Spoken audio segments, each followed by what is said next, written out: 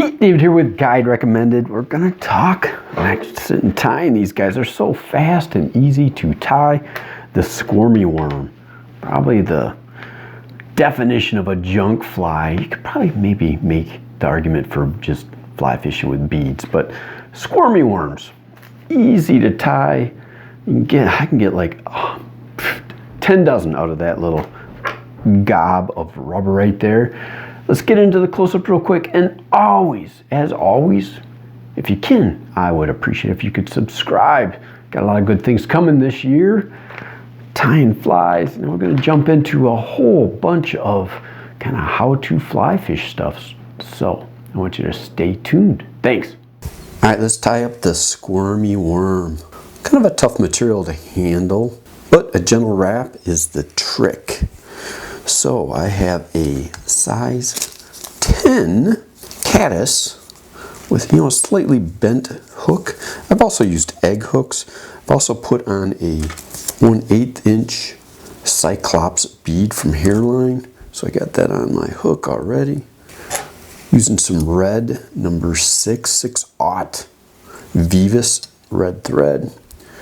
So we'll put a little base on. So we're going to wrap back to the hook barb. Just get a nice little base down. And I like to start this a little bit back from the bead.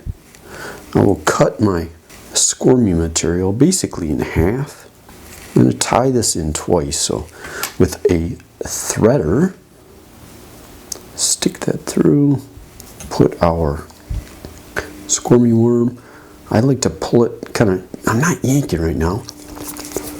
Wet my fingers, slide that bead back just a little bit, a little bit of lubricant. All right, at this point, lube, and I stretch both sides. Stretch it out, pull it through, stretch, pull. That will get it through, relatively easy. Again, stretch it, but the halfway point. It's actually a little bit too long for what I like the squirmy. Loose wrap, loose wrap.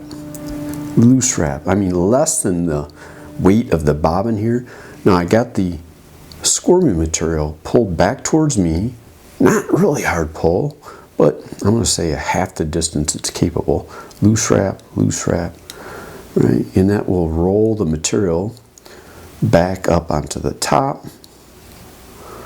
All right, and then I'll put about 4 loose wraps at the end. Spiral forward to about that spot, about a bead head or a bead back. Get my other piece of squirmy. We'll do what they call the pinch wrap in. All right, like it back a little bit. Again, we're going to use that same wrapping technique.